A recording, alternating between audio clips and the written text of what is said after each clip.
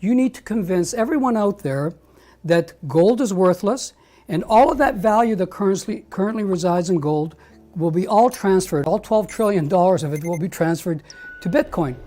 And in that way, you can justify a $500,000 Bitcoin price or $1 million Bitcoin price. Otherwise, why would anybody pay $60,000 today without that target in mind?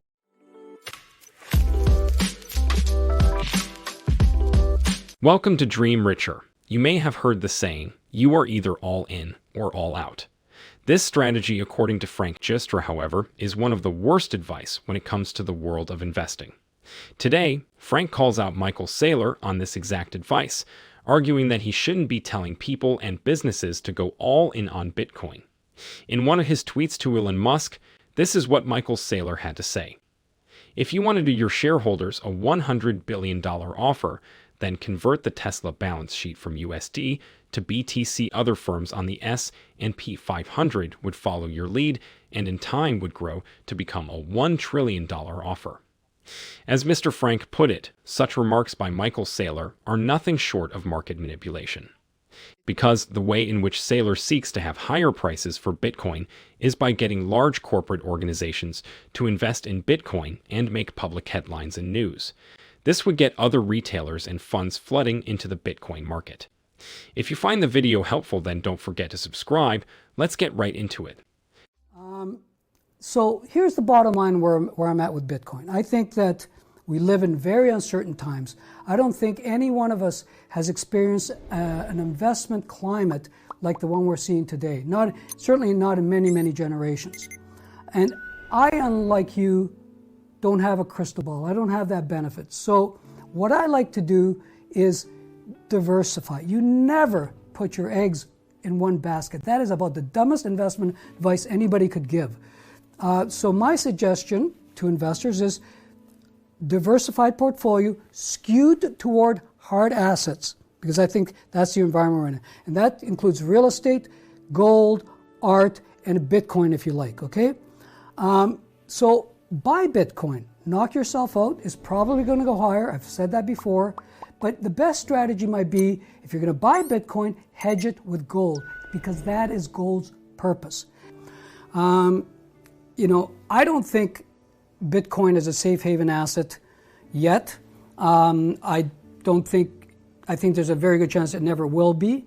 I think it may aspire to be, but aspiring to be something doesn't make it so. And, sometimes I dance around the living room in my underwear, but it doesn't make me Madonna. So as far as your claims on gold, I'm not really sure what you're trying to achieve by disparaging gold. I mean, I do have a theory, and you're welcome to correct me if you think I'm wrong, but I think you're trying to create a narrative for a higher price for Bitcoin. And in order to do that, you need to convince everyone out there that gold is worthless, and all of that value that currently resides in gold will be all transferred. All $12 trillion of it will be transferred to Bitcoin.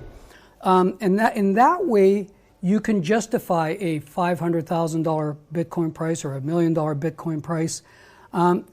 Otherwise, why would anybody pay $60,000 today without that target in mind? In the words of Frank Giustra, market diversification is key.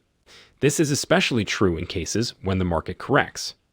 We saw this just last week when many cryptocurrencies took a big hit, with coins such as Luna being wiped out of over 90% of their value. Especially given the wild volatility of Bitcoin, Frank argues that diversification is a safe investment strategy to not be in the red when the market dips. As such, he quotes a famous quote by Warren Buffett, "Never put all your eggs in one basket." Here are some diversification strategies to keep in mind when building your portfolio. Be sure to diversify among different asset classes. Different assets such as bonds and stocks don't react the same way to adverse events. A combination of asset classes like stocks and bonds will reduce your portfolio's sensitivity to market swings because they move in opposite directions. So if you diversify, unpleasant movements in one will be offset by positive results in another. And don't forget location. Location is a key factor that most investors overlook. look for opportunities beyond your own geographical borders.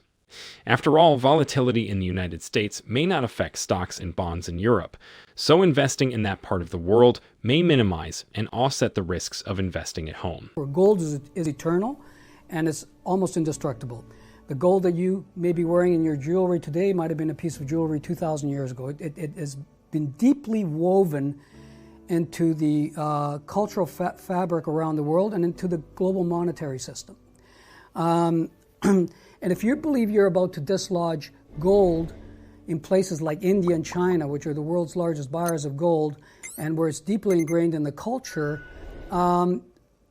I think you don't know a lot about India and China. Central banks own 33,000 tons of gold, which is 20% of all the gold ever mined, and they're furiously buying it year after year after year. And there's a reason for it. And I can't say the same for Bitcoin.